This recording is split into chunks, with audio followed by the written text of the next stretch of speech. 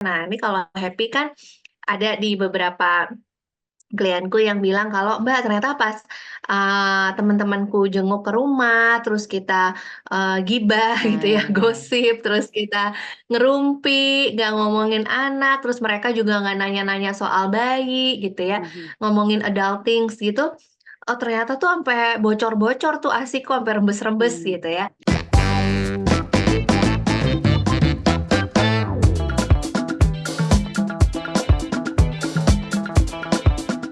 Moms, mungkin lagi ada yang berpikir, aduh aku aja kayaknya nih baru nih ngelahirin, tapi kok kayaknya udah harus mulai lagi nih disibukkan dengan proses yang namanya menyusui setelah melahirkan. Tahu banget sih Moms, durasi tidur yang berkurang karena mengikuti jadwal menyusui si kecil, bayi kita, belum lagi mengurus keperluan des dan juga keluarga, sampai bebersih rumah pun tetap jadi hal yang dilakukan setiap harinya. Kalau udah gini nih, nggak jarang nih seorang ibu jadinya stres, bahkan mengalami yang namanya baby blues yang bisa menghambat proses menyusui atau mengasihi. Padahal ibu yang bahagia justru jadi kunci. Jadi kunci supaya lancar di produksi ASINya ya dan bisa memenuhi kebutuhan bayi kita secara utuh. Nah, gimana dong caranya supaya mood kita nih sebagai ibu bisa tetap happy selama kita menjalani fase menyusui ini dan juga produksi kita produksi ASINya jadi lancar tuh gimana caranya sih?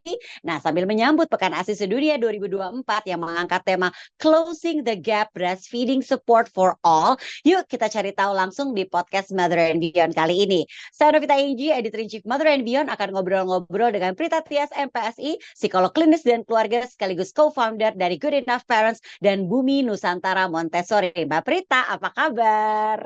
Hai Mbak Engji, halo Mom semua, kabar baik. Ini kayaknya seru banget obrolannya sekaligus deg-degan, Yes. karena kayaknya proses menyusui, mengasihi ini juga dulu kayaknya nggak mudah buat aku ya, tapi pasti bakal seru obrolannya. Sama buat aku juga nggak mudah, justru itu nih, kita bantu mom semoga semuanya jadinya berjalan dengan lancar ya. Nah mungkin, Mbak Prita bisa sebutin nih beberapa alasan kenapa moms tuh bisa mengalami stres saat memberikan ASI atau proses mengasihi ini. Tapi kan sebenarnya kalau kita lihat dari sisi psikologisnya gitu ya, dari sisi psikologisnya, wajar nggak sih sebenarnya kalau ibu tuh mengalami masa stres di masa menyusui? Apalagi buat seibu ya, seorang ibu atau seorang perempuan yang baru pertama kali menjadi ibu. Nah, iya, ini, pertanyaannya menarik banget nih, Mbak Enci. Sebenarnya bukan cuman wajar ya, tapi kayaknya, Mhm. ada wajib stresnya juga nih ya, Oh, justru wajib wajib ya? stres. Bener bener bener bener bener bener. Nah, karena kalau kita ngomong stres nih, sebenarnya kan ada batas toleransi stres ya. Stres yang dalam Mhm. batas, optimal, dalam batas baik, ini kan justru memacu ibu untuk mencari cara gitu ya, gimana Iya caranya sih. supaya dia bisa mengasihi dengan lancar gitu, entah bagi tugas sama, ayah, sama dads, atau entah kayak misalnya, aku harus makan apa nih gitu ya, supaya ASIku lancar. Jadi stres yang kadarnya cukup ini justru memicu ibu untuk berusaha untuk cari cara gitu ya, supaya bisa mengasihi. Tapi yang perlu diantisipasi atau diwaspadai adalah kita perlu mengenali batas stres kita gitu ya, atau biasanya disebut Mmm, dengan distress, batas stres kita yang sudah kelewat batas yang mempengaruhi, mood kita, memengaruhi, bagaimana kita menggendong anak, memeluk anak, sampai, proses menyusui kita gitu. Jadi kalau dibilang wajar apa enggak, menurutku wajar banget dan perlu ada stresnya, tapi batasnya, oke. ini kalau bisa stres baik aja nih, jangan sampai yang bisa Iya. mengakibatkan memperburuk mood kita juga, gitu. Mhm. Kasihan ya stresnya selalu dibilang nggak baik, padahal tuh ada juga yang namanya stres baik ya, justru memotivasi kita, ya Bener kan?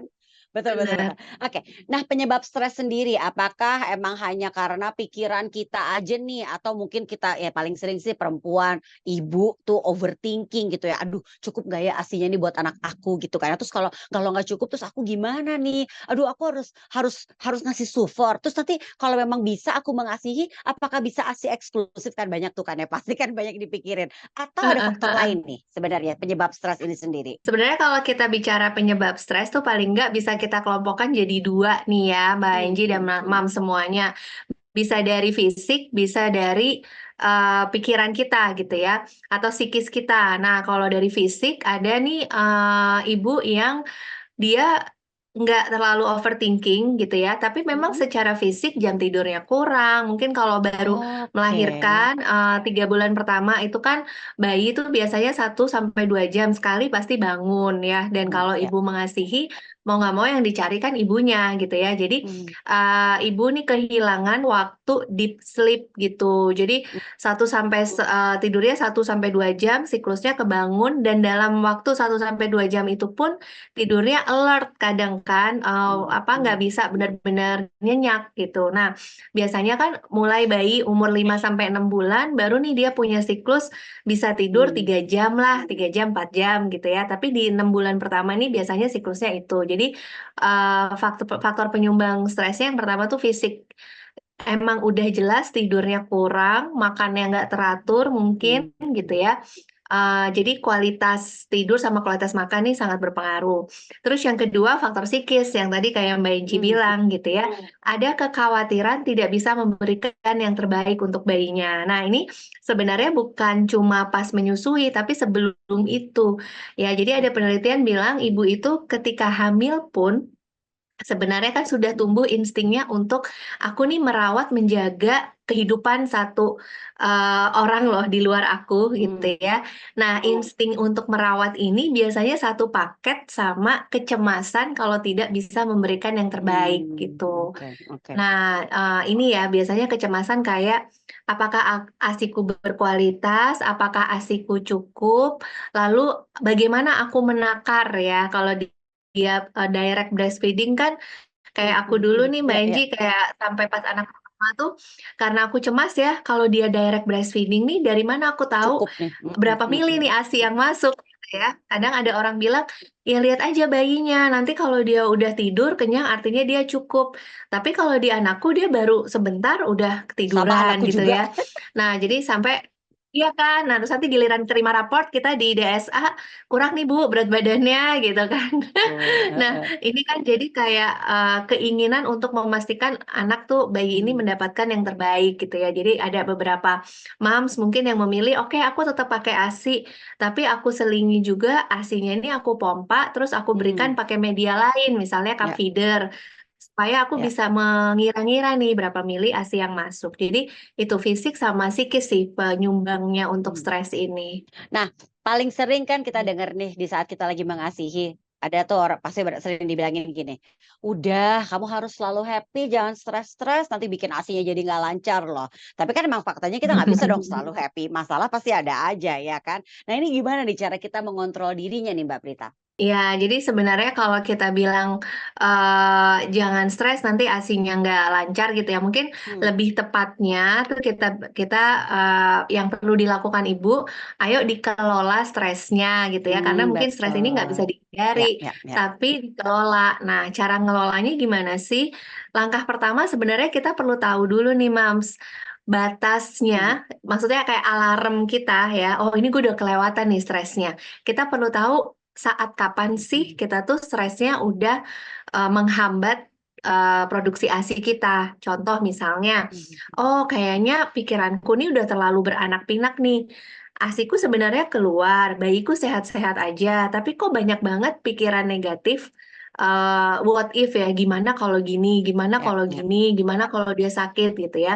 Kalau terlalu banyak pikiran negatif atau kecemasan pada sesuatu yang belum terjadi, nah berarti itu salah satu tanda stres kita tuh udah nggak sehat ya. Mhm, Terus yang kedua misalnya kita perlu, tahu juga nih, apa sih yang bikin kita itu happy gitu ya. Nah ini kalau happy kan ada di beberapa klienku yang bilang kalau, "Mbak, ternyata pas, teman-temanku jenguk ke rumah, terus kita, gibah gitu ya, nah, gosip, terus kita ngerumpi, nggak ngomongin anak, terus mereka juga nggak nanya-nanya soal bayi gitu ya, mhm. ngomongin adult things gitu, oh ternyata tuh ampe bocor-bocor tuh ASI-ku, ampe rembes-rembes Mmm. gitu ya. Oh, ya, ya, ya, ya. Giliran aku Ya, di ya, rumah ya, ya. sendirian, kayak cuman berdua sama bayi, kok jadinya seret ya? Nah, berarti udah ketemu nih, oh berarti yang bikin happy adalah bisa ketemu sama teman-teman, ngobrolin di luar anak misalnya gitu ya. Jadi, kita perlu tahu Mhm. sih hal-hal kecil apa, hal-hal simpel apa yang kalau kita melakukan itu, bisa bikin kita happy dan biasanya dampaknya langsung nih ke produksi ASI kita gitu. Oke.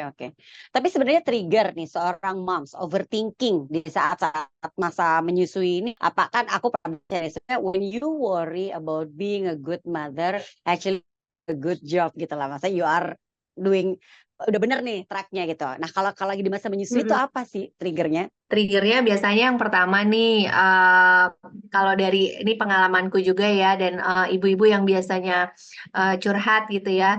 Yang pertama biasanya triggernya ini karena standar ideal yang perlu kita capai, yaitu kurva Hmm. berat badan dulu nih. Tadi raport yang tadi ya. Raport ini dulu nih, kurva berat badan dulu ini nih. Karena memang kalau di 0 sampai 1 tahun, ini mungkin DSA yang lebih paham ya. Cuman kalau setahu aku kan dari 0 sampai 1 tahun tuh cukup besar nih targetnya gitu ya per bulan yang perlu kita Ya. capai. Dan kita mungkin terbeban jangan sampai anak kita stunting. Karena kan stunting Hmm. biasanya paling banyak terjadi 0 sampai 2 tahun. Tidak ada Hmm. kenaikan berat badan, panjang badan dan lingkar kepala selama 3 bulan berturut-turut kalau aku nggak salah. Nah, kayaknya Hmm. ini nih, jadi ketika ada trigger aku mau imunisasi nih, berarti terima raport nih, kira-kira gimana ya, ini nggak ya gitu ya, tercapai nggak ya gitu. Terus yang kedua biasanya komentar-komentar dari lingkungan sekitar Hmm. ya, kayak misalnya dari mungkin kakek nenek ya, terus kayak lingkungan sekitar yang bilang anak kamu nangis kayaknya kurang deh, tambah aja misalnya gitu ya. Atau Hmm. mungkin dari pasangan juga gitu kayak udahlah nggak usah terlalu idealis gitu. Padahal mungkin masing-masing moms punya value beda-beda ya. Ada yang pengen banget asik deh kalau bisa, ada yang oke mungkin lebih nyantai gitu ya. Ya udahlah kita lihat aja bisa apa enggak gitu ya. Jadi kayaknya komentar-komentar sekitar yang bertabrakan sama value kita. Nah, itu yang Mm-mm, yang mm-mm, bisa mm-mm. jadi trigger juga. Dan yang terakhir biasanya kurangnya support yang adekuat, kurangnya Nah, support yang cukup ya dari pasangan. Karena sebenarnya pada saat ibu mengasihi, ini aku kurang setuju ya dengan term bahwa oh suami ini membantu kayak gantiin diapers atau menggendong. Sebenarnya bukan suami membantu istri gitu ya, tapi memang ya bikinnya berdua, dirawatnya berdua dong. Jadi emang pembagian benar. tugas aja gitu. Nah, pada beberapa moms gitu ya yang mungkin mengalami baby blues atau yang lebih parah mengalami postpartum depression pada saat Hmm. setelah melahirkan, berarti pada saat proses penyusui ini biasanya perlu ada tindakan yang nyata nih pembagian tugasnya. Misalnya, Hmm. oke deh, Oke. tetap pakai ASI, tapi kalau bangun malam nih, ASI yang udah disimpan di Ya. chiller, ini yang Mhm. ngasih minum ayahnya ya. Nih dulu aku juga kayak gitu nih. Untuk Heeh, ngejar heeh. apa sih? Supaya paling enggak ibu ini dapat tidur 4 jam lah, gitu ya, 4 Betul, jam betul. uninterrupted. Jadi kalau di antara 4 jam ini anak bangun 2 kali, misalnya ya ayahnya yang bangun untuk ngasih Ya. ASI pakai media yang bisa digunakan Hmm. gitu. Jadi benar-benar kerjasama, bukan sekedar membantu ya, Mbak Prita ya. Kerja sama, benar. Iya. Oke, tadi Mbak Prita sempat mention nih kan kadang-kadang yang menjadi trigger juga seorang moms itu khawatir, overthinking di saat sedang mengasihi adalah bisikan-bisikan tuh dari mungkin dari anggota keluarga yang lainnya atau dari moms yang lainnya gitu. Sebenarnya sih maksudnya baik memberikan saran beberapa kan ya. Tapi kan kadang-kadang kita yang ngejalanin gitu ya, kadang suka mikir gini, udah aku nggak pengen dengerin. Bisa nggak sih kita tuh tidak usah menghiraukan gitu loh, udah kita cuekin aja, tapi kalau iya tuh gimana caranya? Karena kan kadang-kadang jadi baper ya, sejujurnya ya. Benar. Iya, iya. Heeh. Sebenarnya kalau yang pertama nih kayaknya semakin berpengaruh atau semakin Hmm. dekat nih orang-orang yang ngasih Iya komentar paham. ini, ya biasanya mungkin makin susah kita buat nggak baper Heeh. gitu ya. Makin kita punya Mhm. koneksi sama dia gitu. Nah, tapi mungkin kita perlu sadari nih ya, Mam semuanya bahwa ada loh yang namanya 3 circle ya. Yang pertama circle of control, yang kedua Mhm. circle of influence, yang ketiga circle of concern. Nah, gampangnya gini, kalau circle of control itu sesuatu yang benar-benar bisa kita atur. Misalnya, Hmm. kalau orang ngomong misalnya kayak, "Udahlah nggak usah susah-susah pakai ASI," misalnya gitu ya. Omongan orang ini nggak bisa kita kontrol, tapi bagaimana kita Hmm. merespon ya, misalnya kayak, "Ya udahlah bodo amat kamu mau ngomong apa, yang penting kan aku yang berusaha, aku yang tahu batas Betul, betul. kemampuanku." Nah, cara menanamkan ini itu circle of control kita. Bagaimana kita berespon, bagaimana kita Hmm. menanggapi, bagaimana kita mengelola pikiran kita, itu circle of control kita. Hmm. Tapi omongan orang itu circle yang di luarnya, circle of influence-nya. Kita nggak bisa kontrol, Oke. mungkin kita bisa memengaruhi dengan cara kita bilang bahwa, "Oh kemarin terima raport bagus kok, kemarin juga aku coba Hmm. pompa ASI-ku, Hin milk-nya itu Banyak. kental kok, banyak," gitu ya. Terus asupan makananku juga bagus kok, gitu ya. Nah, omongan kita ini mungkin bisa memengaruhi pendapat dia, tapi bagaimana dia, orang-orang ini akhirnya beropini, itu nggak bisa kita kontrol, Ya sih, gitu. betul, betul, betul. Tadi Mbak Prita juga udah sempat ngomong nih, ngebahas soal Pak suami, ayahnya anak-anak, papanya anak-anak gitu. Itu kan bukan hanya sekedar membantu ya, harus bekerja sama nih. Nah, tapi mungkin apa nih yang bisa dilakukan sama pasangan kita nih untuk bisa ikut sukses, ikut mensukseskan proses mengasihinya ini nih, ya kan? Bukan hanya sekedar, ya tadi kan Mbak Prita sempat kasih tahu kan, oh bisa dibantuin nanti kalau malam dia yang ngasih, mungkin nggak direct breastfeeding tapi papanya yang ngasihin. Terus apa lagi nih, mungkin menghibur atau bikin senang mamanya gitu, atau apa lagi nih Mbak? Beliin martabak gitu ya. Aduh itu enak loh. Aduh bener-bener makanan kesukaan. Sederhana sih sebenarnya ya. Iya iya iya. Tapi emang iya Heeh. sih. Jadi kan pada prinsipnya suami ini perlu, membantu memproduksi hormon happy ya, entah itu Ya, hormon ya, ya. endorfin, oksitosin, pokoknya intinya membantu si ibu supaya hormon rileks dan hormon happy ini Mm-mm. terproduksi. Nah, dengan cara apa, ini kayaknya perlu, komunikasi yang terbuka nih sama istrinya gitu ya, kayak, "Kamu tuh seneng kalau aku ngapain sih?" Gitu. Mungkin, Tanya aja ya, atau benar-benar. ya, tanya aja, "Kamu tuh seneng aku ngapain sih?" Gitu. Nah, pertanyaan ini belum tentu bisa dijawab nih sama ibu-ibu Mhm. yang lagi pasca melahirkan, karena biasanya kalau kita tanya, "Kamu pengennya apa?" Nggak semua langsung tahu, "Oh aku pengen ini, aku pengen, kamu gantian jaga," dan lain-lain gitu ya. Karena kadang-kadang kayak, "Aku pengen sih kamu gantian jaga, tapi kayaknya aku nggak percaya deh kalau bapaknya Iya, yang iya, jaga," iya, misalnya paham, gitu. paham, paham, paham. Nah heeh, jadi memang mesti trial error ya, misalnya kayak, Mhm, mhm.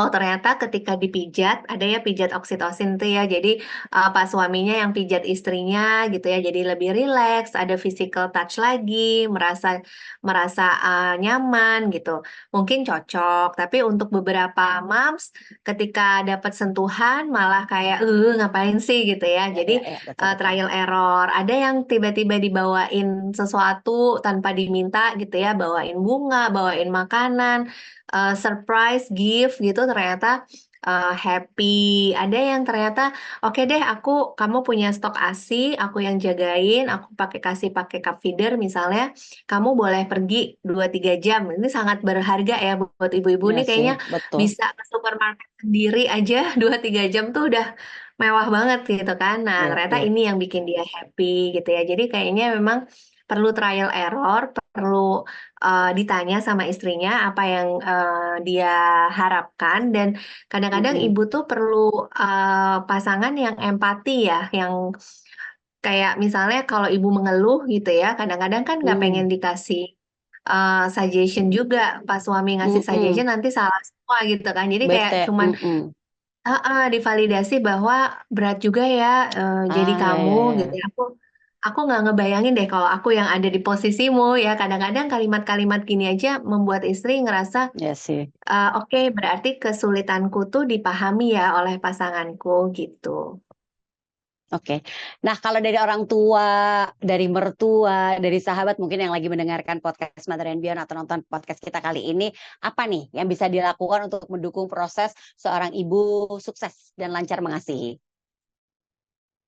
Oke, ya. Jadi kayaknya kalau kita sedang tidak dalam posisi itu gitu ya, Mbak Eji ya, kita benar-benar hati-hati dengan komentar, pertanyaan, bahkan saran yang kita berikan ke ibu-ibu yang sedang berjuang untuk mengasihi. Mhm, Nah, bahkan kalau ada teman kita nih ya yang dia lagi proses mengasihi misalnya gitu ya, hindari juga eh, adu drama gitu ya. Bisa ada nih ya mhm. circle ibu-ibu yang lagi mengasihi ini curhat gitu. Terus temennya ini kayaknya sih dengerin, tapi begitu yang sana tarik nafas gitu ya, itu langsung Mhm, dibales dengan, mhm, "Ah, lu masih mending, gue dulu tuh lebih mhm. susah," gitu ya. Jadi hindari nih yang kayak gini gitu ya, war war war drama kehidupan Betul, nih betul, dihindari. betul. Terus yang kedua, pertanyaan-pertanyaan juga kayaknya perlu lebih seleksi gitu ya. Kalau dari aku sih sebenarnya sarannya kalau dia nggak cerita, nggak usah terlalu banyak Oke, oke. probing, ditanya-tanya gitu ya. Dan yang ketiga, memberikan saran ini juga perlu diseleksi karena kadang intinya kalau dia nggak minta saran ke kita, mendingan nggak usah sok-sokan ngasih Iya sih, saran gitu ya, karena iya mungkin sih, setuju. pengalamannya beda-beda. Justru mungkin kita bisa kayak, oh dulu aku ada baca nih buku tentang breastfeeding ini. Dulu aku ada baca nih buku tentang breastfeeding ini Breastfeeding. kayaknya oke. Ya jadi kayak ngasih research atau ini nih ada akun-akun sosial media atau ada kelas-kelas tentang menyusui gitu ya. Kita sekedar ngasih referensi gitu ya, supaya ahlinya langsung nih yang ngomong gitu, menurut aku itu akan sangat Bener. membantu sih. Mbak Prita boleh dong kasih afirmasi dan juga kata-kata positif nih buat para moms yang saat ini mungkin sedang dalam masa mengasihi supaya bisa sukses nih mengasihi dan memberikan ASI eksklusif untuk si kecil nih. Coba apa nih Mbak? Oke, nah ini mungkin pesan pesan untuk moms yang lagi proses mengasihi gitu ya, yang sedang berjuang. Kalau dari aku, yang pertama kita tuh akan bisa proses mengasihi ini kan sebenarnya kayak kita lagi nuangin gelas ke gelas lain yang kosong gitu ya. Kita tuangin nih dan kita pengennya apa yang kita tuang, apa yang kita isi ke gelas yang kosong ini kan sesuatu yang baik dan berkualitas. Mhm. Nah, jangan lupa untuk memperhatikan isi gelas kita juga gitu. Karena kalau kita nuang terus ya dalam hal ini merawat anak terus, tapi kita nggak perhatikan gelas kita nih jangan-jangan kering kerontang nih. Nah, apa yang bisa kita tuang Ah, sebenarnya gitu. Nah, betul. sama dengan proses mengasihi dan merawat bayi gitu ya. Kita bisa mengasihi dia, kita bisa merawat dia dengan cinta dan lain sebagainya. Kalau diri kita ini juga kita perhatikan kebutuhannya, mulai dari kebutuhan fisik, makan Ya. tidur yang benar, terus kebutuhan psikis, apakah kebutuhan kita merasa kita dicintai, merasa berharga, Mhm. itu Mhm. terpenuhi apa enggak gitu ya. Mhm. Jadi ini selain memperhatikan kualitas ASI cukup enggaknya, tapi kita perlu perhatikan juga kebutuhan saya sebagai ibu terpenuhi Mhm. atau enggak? Kesehatan mental saya terjaga Mhm. atau enggak? Karena ini Mhm. modal untuk kita mengasihi. Kira-kira gitu tuh, Mbak Inji. Wah, dapat ilmu yang luar biasa nih, dapat dapat apa ya, supaya kita tuh bisa tetap positif dan semuanya berjalan dengan lancar dari Mbak Prita nih ya. Jadi bisa jadi modal buat para moms yang saat ini sedang berjuang, sedang berusaha memberikan ASI eksklusif untuk bayi-bayinya supaya bayinya sehat selalu. Terima kasih Mbak Prita Tias, MPSI, psikolog klinis dan keluarga sekaligus co-founder dari Good Enough Parents dan Bumi Nusantara Montessori sudah memberikan penjelasan, memberikan apa ya, spirit dan juga tentunya memberikan semangat untuk para moms untuk tetap mengasihi dan selalu mengasihi, apalagi yang sekarang lagi dalam masa-masa ASI eksklusif. Ayo semangat ya moms ya. Dan tentunya semoga apa yang kita sampaikan hari ini, obrolan di podcast Mother and Beyond kali ini bertepatan dengan Pekan ASI 2024 bisa bermanfaat untuk para moms semuanya. Terima kasih moms, sampai jumpa. Thank you.